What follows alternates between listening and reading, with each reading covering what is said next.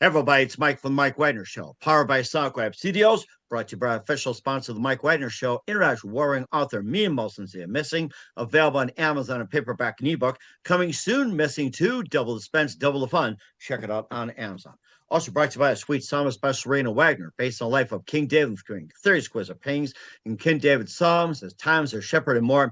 Amazon.com, keyword sweet psalmist Raina Wagner, and check out the Mike Wagner Show on 40 podcast platforms, including iHeart, Spreaker, Spotify, YouTube, BitChute, Rumble, Apple Music, and more. Make sure you check it out today. We're here with a terrific gentleman who's an author and a proud graduate of the U.S. Naval Academy, graduating in 88 and a 6-year U.S. Navy veteran with honorable service as lieutenant on active duty, also successful sales leadership with 28 years experience from startups of Fortune 500, a dynamic leader and trusted coach and advisor to team members and clients. He's Pat Craft proud. We'll talk about that. He's got a new book out, which takes on the growing issue of parental interference drawn from real life experiences, including extensive research and exploring the well-meaning parents and more. It's called Out of Bounds. Live, ladies and gentlemen, plus dues in beautiful Monmouth County, New Jersey. The amazing author, proud graduate of the U.S. Naval Academy, and the author of the book Out of Bounds, the multi-talented Darren Ault. Darren, good morning, good afternoon, good evening. Thanks for joining us today.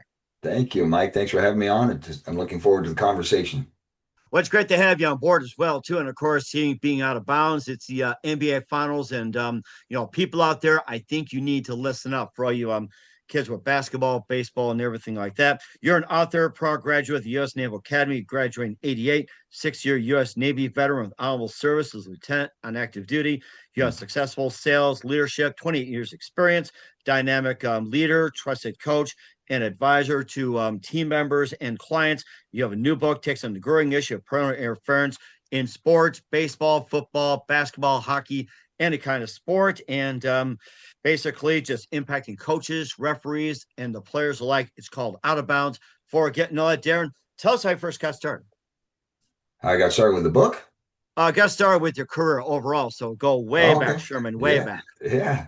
Well, I'm originally from California. I was born and raised in the San Francisco Bay Area, and then bounced around a little bit in Northern California as my mother was doing her best to raise 3 children by herself, and did a great job. But that took her to different locations throughout Northern California, and then eventually got the inkling to apply to the United States Naval Academy. And quite honestly, it came from me as a pesky little brother poking around in my older brother's room, and I found a catalog for Annapolis, and as I'm looking through it, it just dawned on me that was the place for me. So I applied to one college, and it was the United States Naval Academy, and I was fortunate enough to get in, partially due to my father's service. He was a Pearl Harbor survivor. And then actually that allowed me to apply for, and I got the presidential nomination from President Reagan, and then eventually got in on my congressman's nomination, Congressman Chappie out of Northern California. So I got on a plane, flew at 17 years old, flew 3,000 miles away, sight unseen, to the Naval Academy, and embarked on that magnificent journey that eventually led me to be a naval officer, like you mentioned, for 6 years. And unfortunately, I had a high frequency hearing loss in my left ear, which disqualified me from flying. So I spent my 6 years in trying to figure out how to stay in. But as I was married at the time and had 3 young children, I started to think I might need to do something else, as I couldn't find a true career path. So I got out, moved to New Jersey, where my wife is from, and we raised our 3 children together. And I started to work for a gentleman in the corporate interiors world. His name was Howard Berkowitz. He was a class of 57 from the Naval Academy. Oh, wow. Okay. And he hired me coming out of the Navy, and as a junior salesperson, and I knew nothing about office furniture, which is what he was selling. But that's what got me into the corporate interiors world. And then eventually, fast forward to 28 years later, I'm on the flooring side of it, working for Pat Craft, which is a division of Shaw Industries, Berkshire Hathaway company. That is certainly amazing. Going from the Northern California to the Academy and 28 years, and in your service of 28 years, where are some of the missions that you have gone on? Where have you gone all over the world and everything? And maybe some of your highlights as well, maybe some stories you want to share in the Navy. Sure. So my naval career outside of the Naval Academy was only 6 years. The 28 years was more on the sales side of things. But Okay. during my 6 years, like I said, with the first big adversity that had hit me with the hearing loss and derailing me from going to be a pilot, which was my lifelong ambition, I started to figure out ways to stay in the military. And once I found a direction, I actually ended up being transferred to the Naval Academy Prep School in Newport, Rhode Island. And it was there that my basketball journey actually began as an assistant coach for the men's program, which was just, it was a collateral duty for me, which was meaning it wasn't my main job, but it was something I did to help out the school and the young men who were playing the sport at the time. So, but I got the bug. I was bitten then, and I spent time 4 years at the Naval Academy coaching and teaching, Naval Academy Prep School, getting young men and women ready for either the Naval Academy, the Coast Guard Academy, or the Merchant Marine Academy. And then after there, I was transferred to the Bureau of Personnel in Arlington, Virginia, and that's where I spent the rest of my time again trying to figure out if I could, how I could stay in. And when I ran out of options, I jumped out. But honestly, it was, things happen for a reason. It was definitely frustrating at the time because my ambition was to be a career naval officer. But I've been able to carve out a really nice career in the corporate civilian world and have met a lot of challenges and had a lot of success and learned from a lot of failures along the way as well. And of course, you've had some success being a leader, trusted coach, and advisor, and everything like that. Startups. You worked with Office Furniture, Fortune 500, and how about some of their ventures that you've been in? Yeah, so it's funny that you wouldn't think office furniture or corporate interiors or flooring, where I've spent the last 12 years, is all that exciting. But it is really a neat business, that whole corporate interiors world, because every day is different. You have a wonderful opportunity to engage a lot of different people, whether they're architects and designers, or if they're dealers and distributors of your products, or directly with the end users of companies of all shapes and sizes, across multiple segments: education, healthcare, corporate, et cetera.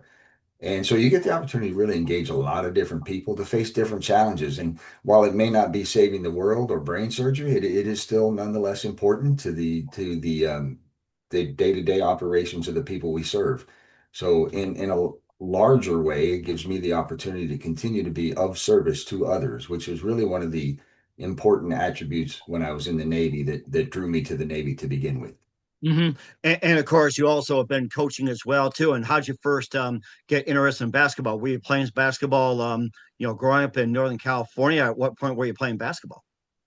Yeah, so basketball was kind of my sport. I will be very honest in saying I was a jack of all trades, master of none when it came to athletics. Primarily because, unlike today, I played all the different sports and I enjoyed all the different sports. So I never really devoted the time or the individual training or things like that to develop any one mastery of sport.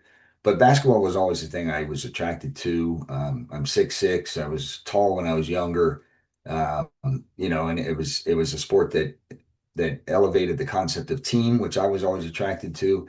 Had some good young coaches I should say, good coaches when I was younger, that had a lasting impression on me, and I wanted to kind of turn that around and give back in that respect. So played it early on, played in high school, tried to walk onto the Naval Academy team, picked a bad time to do that, as David Robinson was just a I sophomore was at the just time. gonna say that. Yeah, yeah, and there were quite a few other really good players on that team: Vernon Butler, Carl Lieber, Doug Wojcik, who's now the assistant coach at Michigan State, Cliff Reese, a classmate of mine, who was the only one of my classmates who ended up being on the team all 4 years, but a really dynamic team. And being my height in the area I was, by default, I was either a 4 or 5 on the court, and but I was a skinny kid. And when I came to the academy and I looked at the 5 spot. Of course, David was there, and I looked at the 4 spot, and there was Vernon was there, and he was 6'8", 265, and I was 6'6", a buck 85. So I was like, Oh my goodness. yeah. And our shooting guard or forward was Kyler Whitaker, and he was about my size, but he could shoot. That was something I hadn't developed when I was younger. So, And who are some of your favorite teams growing up?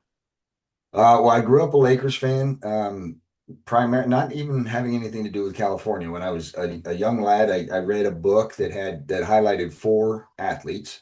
One was Kareem Abdul-Jabbar, one was Roger Staubach, one was Bobby Orr, and the other one, I always get this one confused. It was either Pete Rose or Johnny Bench, but either way, it was one of the players from the Big Red Machine. And in California at the time, wasn't a whole lot to do with hockey.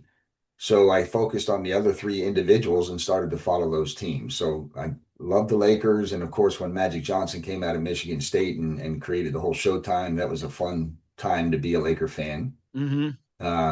Grew up Roger Staubach, Cowboys, Naval Academy connection, Tom Landry, uh, America's team. I was all in on the Cowboys and still am, as you can tell from the jacket. I can tell you getting ready for football season. Yes. I'm always ready for football season. And then the Big Red Machine, I just love the way they played. I love Charlie Hustle, God rest his soul, and he should be in the Hall of Fame here shortly, I hope. Hmm. But I love that whole lineup, that whole lineup. Hmm. Those are my two favorite players as well too. You had Don Gullett and you had Pedro Borbon. I think you Yeah. had what was it, George Jack Foster. Dillingham. Jack Billingham, that's Yeah. another one. Although I've been a Cub fan, we're getting killed by those guys. It was just fun to watch that Cincinnati club. Oh my goodness. So yeah. Yeah. So that was a lot of fun. And then later on in life, obviously, when David Robinson became a Spur, I shifted my allegiance to the Spurs and stayed with them for a very long time. Hmm. Just enjoyed watching him and eventually Tim Duncan and Manu Ginobili and that whole roster of talented Spurs. Hmm. And of course, Greg Popovich, one of the best coaches out there too. So he's one of the best out there. Of course, you being a coach as well, and talk about some of the experiences too, and of course, what's going on with kids, parents, referees these days. We'll talk more about that with Darren Ault, the book Out of Bounds. But first, listen to the Mike Wagner Show at the MikeWagnerShow.com, powered by SoundCloud Studios. Visit online at SoundCloudStudios.com for all your needs. Look at a professional website without breaking your budget. SoundCloud Studios is the answer. SoundCloud Studios offers fast, affordable custom web designs that blow the competition away. Call today, 1-800-303-3960. That's 1-800-303-3960, or email to support@sonicwebstudios.com. Mention the Mike Wagner Show. Get 20% off your first project. Sonic Web Studios. Take your image to the next level. Also, time to give an official shout out to our official sponsor, the Mike Wagner Show, international warring author Mia Molson-Zia. If you love fast-paced mysteries, you'll love Missing by Mia Molson-Zia, available on Amazon, paperback, and ebook. Missing is fast-paced and intriguing with an unforgettable twist. Takes place in 4 countries, 2 strangers, one target, where truth is illusion and those who love you to first go missing. It's available on Amazon, paperback, and ebook.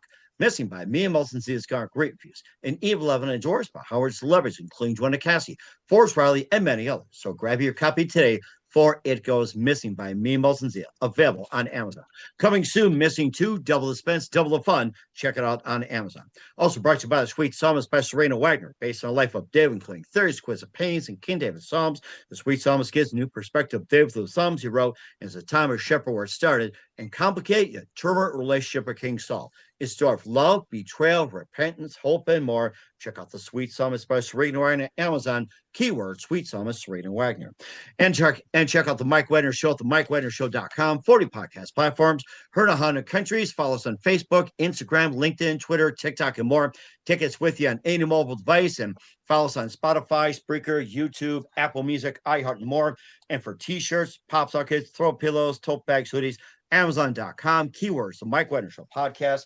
Great gifts 24/7. And for more great gift ideas, Amazon.com/me and Molson-Zia. Great books, merchandise, and more. And support the Mike Wagner Show on Anchor FM, PayPal, and the MikeWagnerShow.com. We're here with amazing author and proud graduate of U.S. Naval Academy 1988, Darren Ault, here on the Mike Wagner Show with Out of Bounds. And you talked about getting into coaching basketball and everything else, and the changing nature of coaching and everything. And give a recap. What was that first moment that simply it got you into coaching basketball? What was that one moment that says, I like to coach?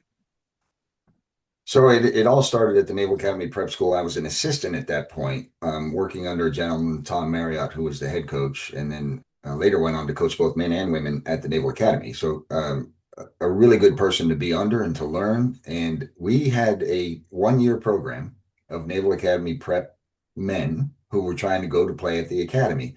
Now, some of them were recruits and some of them were not. They just had experience, wanted to play. And that varied every year. Sometimes we had 10 recruits for Navy, and sometimes we had one or two.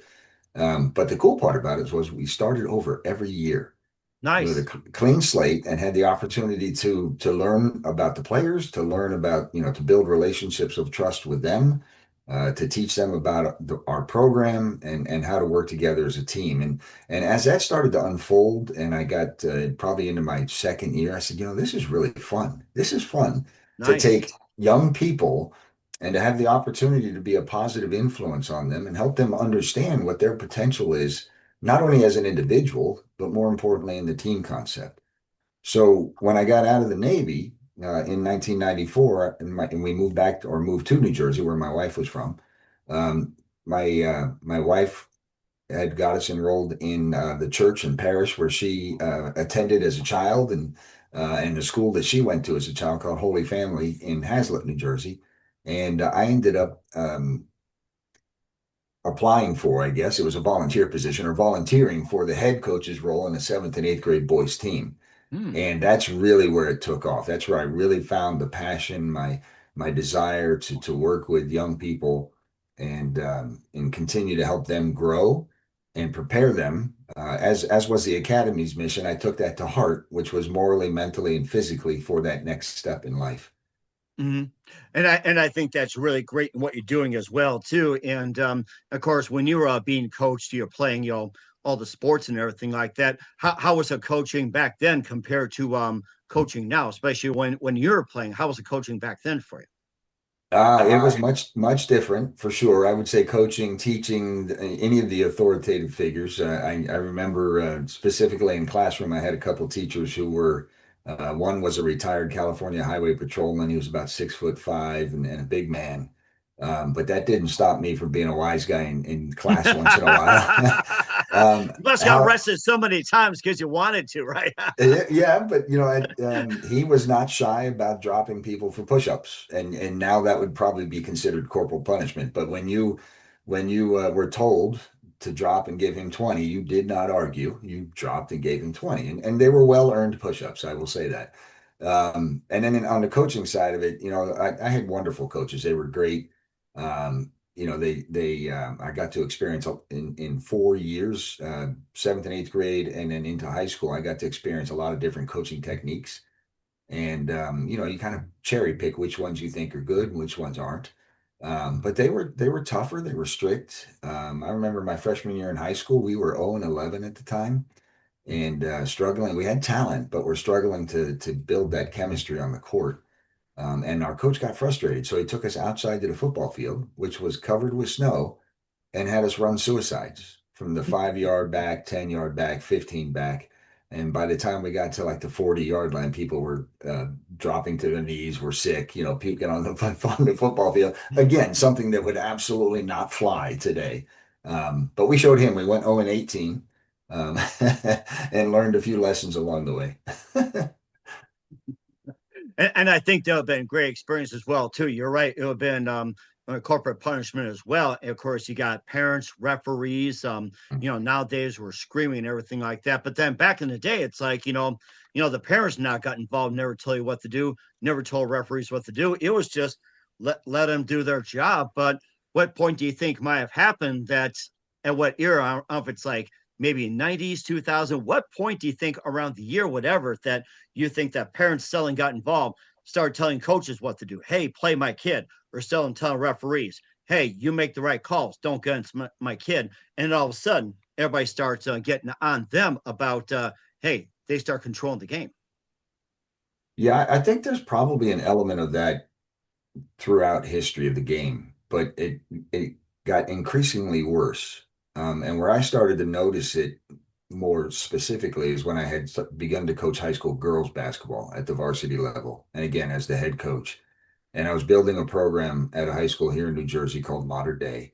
And I was probably about 9 years in, or 8 or 9 years into an 11-year stint with Modern Day. And I began to notice that the connection with some parents, and it's not all, I want to be very clear about that. The vast majority of interactions that I had with parents was very positive. And parents that I will still see today, whose kids I coached 30 years ago, and Nice. and and have a positive interaction. But it was the negative ones that stood out because they became very heated, very intense. And I was trying to figure out what is going on that all of a sudden people are willing to go to these extreme levels in reference to the player coach relationship and how that should develop more organically. And I started to think about it and start actually at that point started to make a few notes here and there, just kind of outlining, trying to figure it out, put the puzzle together in my head as to what was going on. And that actually took me to the beginnings of this book, where I went backwards from that point to when I was at Holy Family, when I was at the Naval Academy Prep School, through the high school days and started to outline and come up with these little stories around where I thought parents had crossed that line between the player coach relationship. And I did notice that it trended worse. It became more visceral, more angry as the years went on, and it certainly that hasn't changed. It continues to get worse. And of course, you've done a lot of research as well, too. I mean, the parents are well intended, you'll let them play. But of course, my experience is like, if there's a bad call, hey, it's a bad call. But you've seen people out there to, just run out to the stands and they take it really personal. I mean, look at all the baseball stories that goes on as well, too. Players against coaches, umpires, and everything. And you see these brawls and everything. It's like, it's just getting worse. Yeah, common decency, courtesy, decorum, those things have all checked out somewhere along the lines. And you do see people.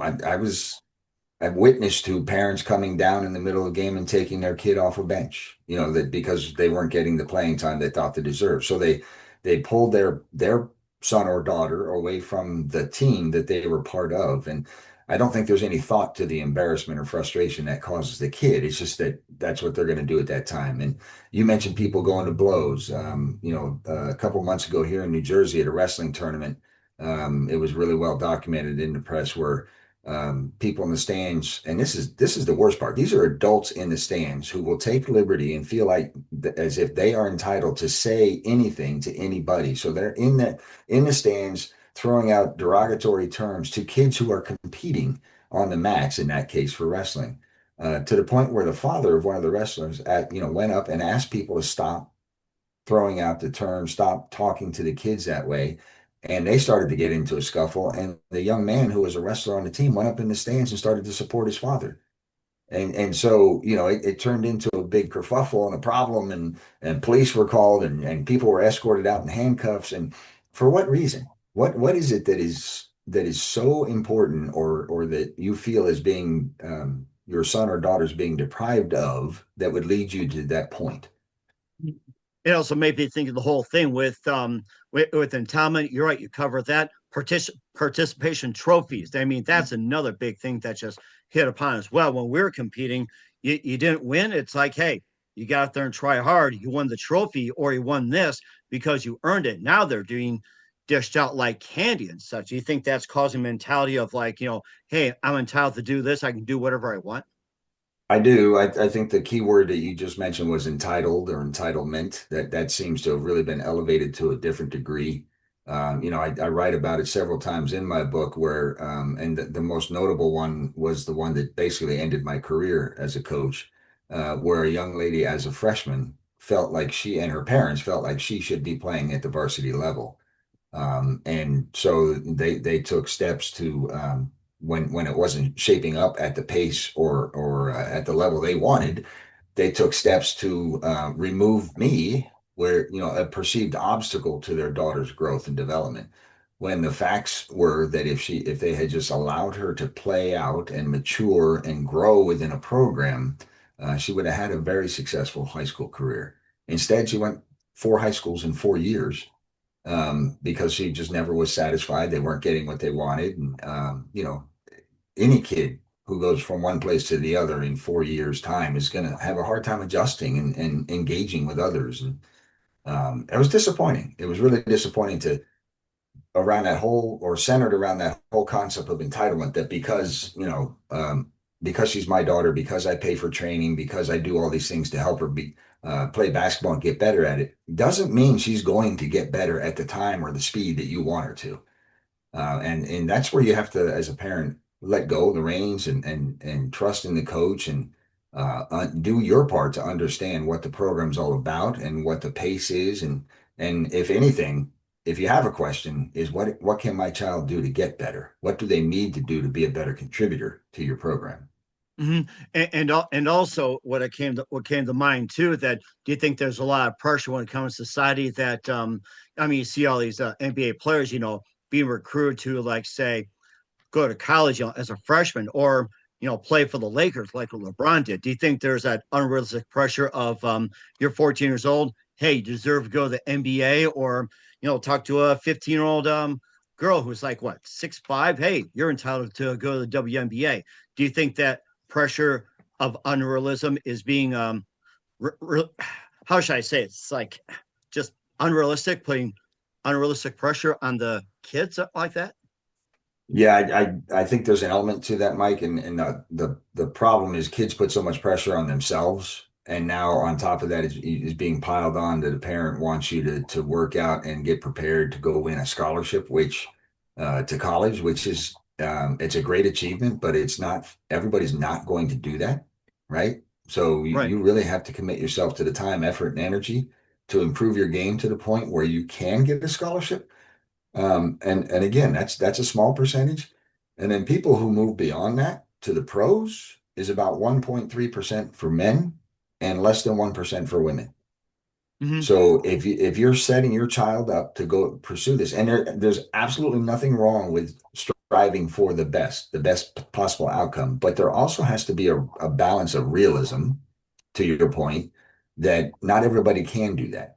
And if they work their butt off and miss, they've still got a really good career up to that point to be grateful for, to be thankful for, and to feel proud about. Hmm. They could also become assistant coaches. They could Mhm. also be like, head coaches. They could be trainers. They could be, writers, or even say sideline reporters, broadcasters, and everything like that. And that was something I was reading too, that the lifespan of an average athlete used to be like what, 15, 20 years. It's cut down to like less than 10, and it's got to point like cut down to 5. Mhm. Yeah, I think a lot of it depends on what you're doing. But I think if the beautiful part about being an athlete is that the skill sets that you learn beyond what's required to play the game, the skill sets you learn in terms of discipline, in terms of commitment, in terms of teamwork, those things transcend sports into anything. So you mentioned all these things they could do, and you were still in the sports world. You can take those things and go out into any element. And if you can provide discipline and commitment and work ethic and teamwork into what you're applying for, you're probably going to be a pretty successful person. Mm-hmm. Um, And I also thought about too the fact that I'm seeing a trend in coaches where it's like they press the kids to win. Let's go for the win. Let's go for the win. Back then it's like coaches simply taught you the game. They prepped you like how to do it, how to overcome failure, how to achieve, and it's like preparing for life. It's like do you see a lot of coaches that still like kids prepare for life, or has become like the majority have like been all at hey, we're all out to win. I think there are still a lot of good coaches out there, and the good ones do the right thing around development of their kids. They're really committed to the relationship part of it, the engagement between coach and player, the opportunity to be a mentor, a positive influence, and in that process, develop them and help them mature in the game itself, but also again thinking about what elements of this game can help you do later on in life. So there are a lot of good coaches that do that, but there are also those that, will roll out the basketball and just let them play, and drive them, not really focus on development and be ultra focused or hyper focused on winning. Now, depending on what program you're in, high school, college, you kind of have to win or you may not have a job. But Right. in AAU and developmental programs like that, the emphasis shouldn't be on necessarily winning as well as much as are we improving game to game? Are we taking what we're learning in practice and employing it on the court to the point where we're seeing that growth and development, and that the focus should be always on the kid and the kids and their development and their growth. But when you have the opportunity to not be as worried about wins. You can really focus in on the development. And again, that's something that will take you further in life down the road. I mean, I tell my sales team today, don't worry about the results. Don't focus on the results. Focus on the behaviors that drive the results you want. And that's the same thing in sports.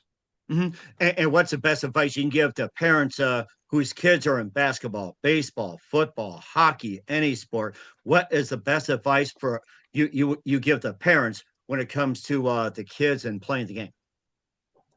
Well, first of all, keep it all in perspective, right? It is a game. At the end of the day, no matter what sport they're playing, it's a game or a competition and an opportunity for your child to have fun in something that is challenging and offers growth and development.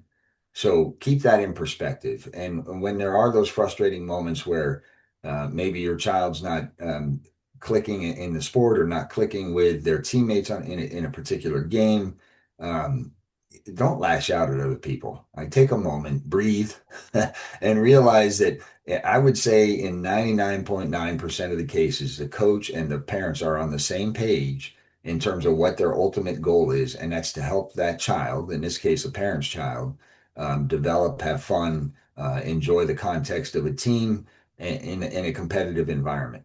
Mm-hmm. But the key word there is enjoyment and growth.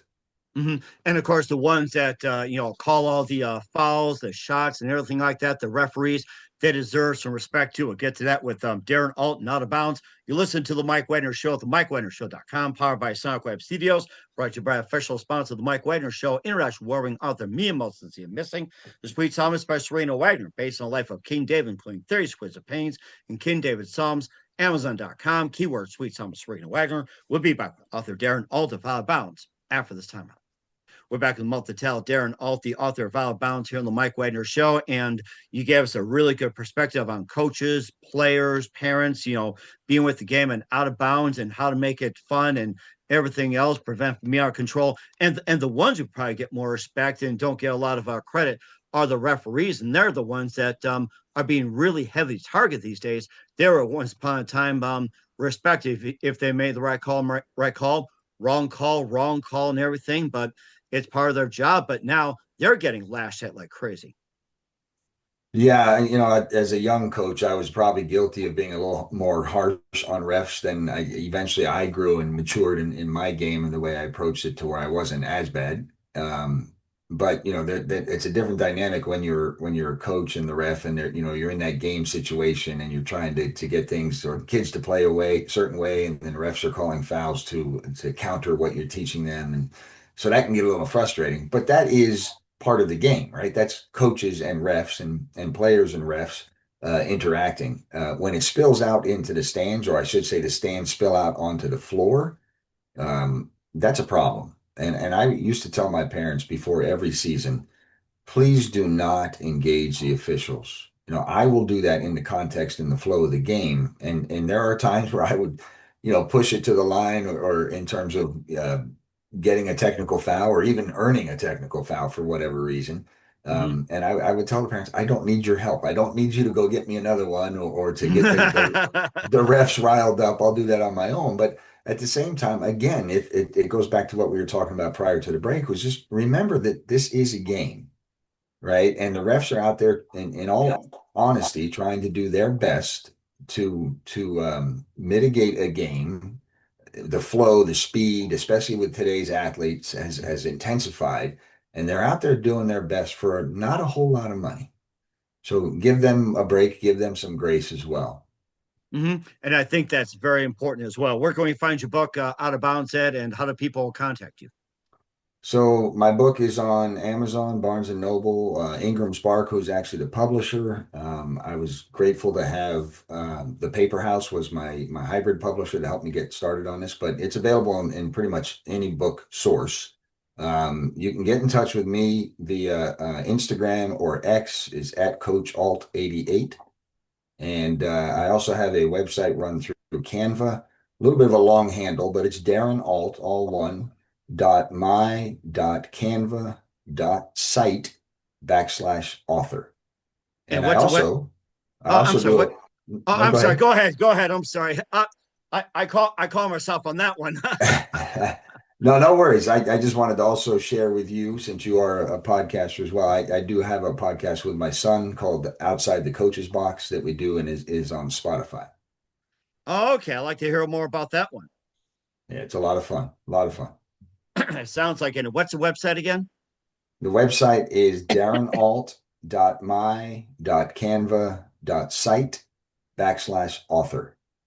We want everybody to check it out as well. We're with author Darren Ault of Out of Bounds here on the Mike Wagner Show. Darren, just a few more things. What else can we expect from you in 2025 and beyond? Well, as I said, I am Packcraft proud. Packcraft is the company, the division I work for Shaw Industries, and we, as a regional vice president in the New York City market, we are. I am blessed with an amazing team that is out there driving opportunity and brand awareness and growth in the market. And the fun part about it is I get to do a lot of the same coaching style and coaching type outside of playing a sport, but inside the context of a sales team, and a lot of things still apply. So that'll be very important. My wife and I are getting ready to celebrate our 36th anniversary coming up. So Happy anniversary. thank you. It's a lot of fun. In today's day and age where people like over 50% of the people don't make it. I'm certainly grateful to have found a life partner for sure in my wife. And I'm looking forward to the amazing things that are coming from my three adult children who are all in great shape and doing wonderful things in their lives. So I'm looking forward to being a part of that. And sounds great as well, too. Looking forward to that. Who do you consider biggest influence in your career? In my coaching or work or Just in both? general. So, work-wise, I am actually blessed in a lot of ways to have had a lot of impactful leaders, people who I still stay in touch with to this day. So even though I'm not working with that company anymore, I still am in touch with the owner of, a company I work for, or the CEO of a company I work for. And that extends right into into working for Shaw Industries now. Our leadership team is amazing in how engaged and personable they are, and how mission driven they are, but also empathetic and understanding of individual needs as it makes up the team. So I've been blessed with leadership influences. And that extends to the coaches that I grew up with as well. There's one of my favorite coaches was my eighth grade coach, Mr. Pontoni, out in Arcata, California, a small coastal town in Humboldt County. And the way the grace and presence that he had in engaging players and coaching the game, regardless of what was going on in the game, he was just kind of an even keel guy. That was a meaningful person to pay attention to as well. And certainly amazing as well. What's the best advice you can give to anybody at this point? Well, I actually used this in my book, and it was a quote from Jay Wright's book, Attitude, about the Villanova championship campaign. But they had a gentleman, Father Rob, who was their team priest, and he quoted to the players a parable, and in that parable there was a phrase called "Stay connected to the vine," and basically it was stressing the fact that leaves on a vine are stronger when they're attached to that vine, but when they fall off and drift away they become weak and vulnerable. And so I adapted that actually my last year at Homedale, where it is also in the book. I adapted that phrase for my team. And anytime we had a moment of stress or uncertainty, it was just a great reminder. Stay connected to the vine. We're in this together. And if we stay together, we'll be better for it. Um, And so I, that And I think that's great advice as well, too. I really like that. We're with Darren Ault, the author of Out of Bounds here on the Mike Wagner Show. Darren, a very big thank you for your time. You've been absolutely fantastic. Learned a lot. Looking forward to having you soon. Keep us up to date. Keep in touch. Love to have you back. And what's your website? How do people contact you? Where can people purchase or check out your book? You can get it at the website is darrenault.my.canva.site /author, or the book is on Amazon.com, BarnesandNoble.com, Ingram Spark, and you can get me on X or sorry, Instagram. I'm new to social media at Coach Alt 88. All right. Well, have everybody check it out. Once again, dinner, a very big thank you for your time. You've been absolutely fantastic. Looking forward to having you soon. Keep us up to date. Keep in touch. Love to have you back. We wish all best. And Darren, you definitely have a great future ahead. Thank you, Mike. I appreciate it. Have a great evening.